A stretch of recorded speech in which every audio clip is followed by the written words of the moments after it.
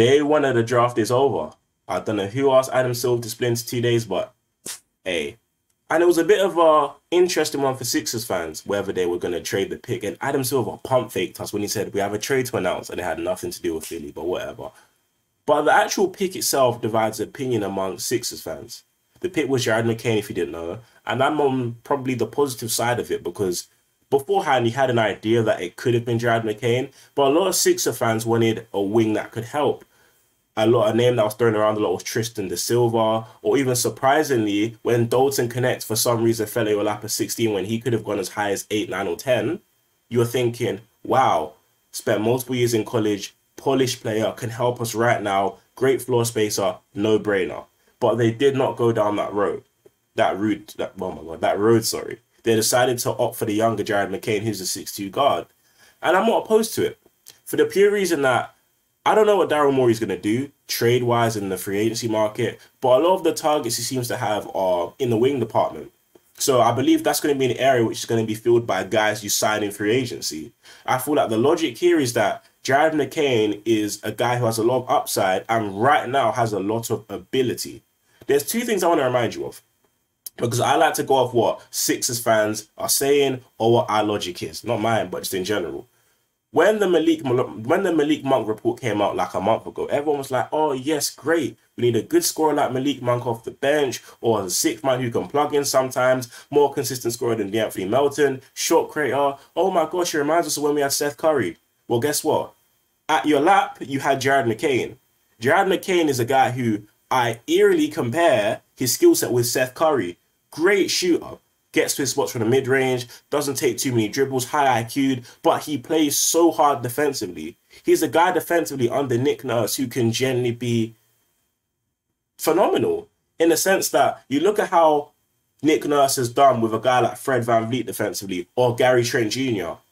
Jared McCain has the same intangibles, same ability and skill set on that side of the floor to be as effective even more, sorry. So for that reason, I don't hate the pick. And the level of shot creation he gives you, you're not going to find around that range. He's a great scorer, has great shooting upside, can impact right now. I'm not sure he's going to play too much straight away. That really depends on Nick Nurse and how good he thinks Jared McCain can be in the now. But when it comes to his ability, it definitely made perfect sense. Finding guard shot creators isn't easy. Guys you can plug in that can genuinely get a bucket is not easy. Do you get what I'm trying to say? So the fact they were able to get that 16 is something which I'm not too mad at. Especially because I believe the other holes that could be filled in free agency, such as the center position, the wing position, there's enough viable options there. So you've got to look at it with the perspectives of, okay, cool. What does this mean? Because I'm sure they must have got offers for 16 too, but they were pretty confident that Jared McCain's skill set is something which could translate and help us. I understand he's 6'2", which you could consider undersized, but look beyond that and look towards what he brings to the table. And I believe that's something which would have been hard to obtain in this free agency, and it's hard to obtain in free agency overall, because the market and the competitiveness to acquire guys like that is sky high. And you could say the same for 3 and D wings, but you have some in free agency that you could go after. You've got your likes of KCP, you've got the Paul George stuff going on. And I understand there's no guarantee you get any single one of those. But for what was on the table right now, you can't be mad at you taking Jared McCain. On the flip side, though, I'm not going to be completely oblivious to the fact that Dalton Connect is a perfect fit with what he brings to the table. High IQ, athletic, can shoot the lights out of the ball, plays smart basketball, makes the right plays. I would not have been mad at that pick either. He would have fit this team perfectly. And I understand if you're upset that Daryl potentially didn't go down that route. But we've got to make sure of two things. I'm not aware if they worked out Dalton Connect, and I'm not necessarily aware of how much scouting went into him. But if he slipped that far and you've not done much work on him based on, like, you know who he is, you understand his skill set, but you won't expect him to fall at your lap, are you going to throw away your probably hours of scouting done on Jared McCain to a guy who's falling at your lap where you're like, he does fit, but how much scouting report do we have on him to the point where we're confident this is the guy we need and we can develop into da-da-da-da? And alongside that is, there's no guarantee that you're going to translate straight away. However, you're more likely to spend more time and be more patient with a guy who's 19, who has a lot more growing to do in that department, versus a guy who's 23, going to be 24 next season, who is practically at his ceiling. So those are two sides of the totem pole. I'm not telling you either side is correct. Only time will tell. And I'm not telling you that taking Dalton Connect would have been terrible and I'm happy they took McCain. No. Both options would have been viable. But for the reasons I'm trying to state, you've just got to let it play out. You can't change the past. And I see the vision behind taking Jared McCain. The guy's not scrub. Obviously, his TikTok and painting his nose, yeah, I can't lie, I don't want to see that. I don't want to see that if I'm being honest. That's not what we need here. But other than that, and his skill set, I'm not going to talk about his personality. That's just me trying to say whatever. Skill set wise, on the basketball court, he plays hard.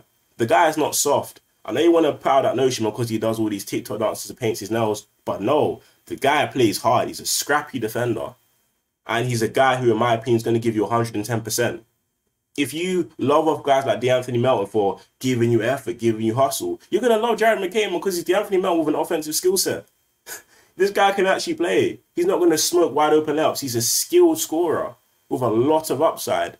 And I'm saying upside because he can be very good, but I believe right now he can also be impactful too.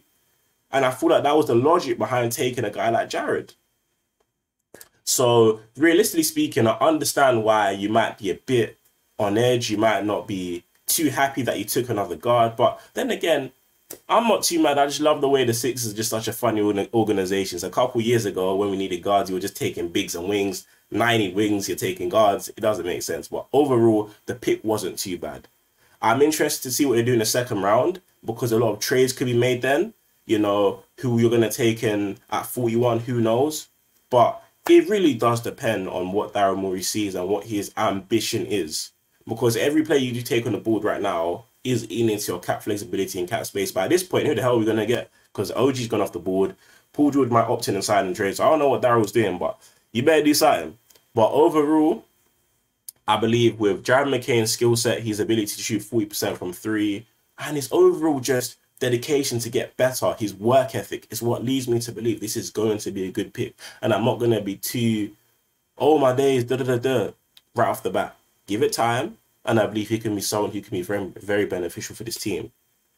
And again, it fills a hole. Obviously, a lot of fans were saying, oh, I want Seth Curry back. We need to get another shot creator. You've got one. Stop complaining. You literally got one in the draft. So why are you still complaining at it? He's here now. Look his skill set for what it is. I understand Dalton Connect would have been the ideal guy here, but he's not here. So deal with it. But that's just my thoughts and opinions. I want to hear yours. Who would you have wanted at 16? Could he have been a guy like Tristan De Silva, Jacoby Walter, who I love, by the way. I love Jacoby Walter as a prospect, but it didn't happen. But let me know what you guys think. Whether you think Daryl made the right choice, whether he's on thin ice with you, what you think he would do in the second round, and what you would have done differently. Who would you have traded the pick for, and what kind of avenues you think we can go down in the future. But that's all I got for this video today. We'll make another one overall after the second round. I'll give my full breakdown review after everything's kind of unfolded, so we'll get a better picture of the direction Daryl might be going into for free agency or whatnot. He could make a big trade tomorrow. Who knows? But yeah, that's what I really got for today's video. Thank you guys so much for listening, and I'm out. Peace.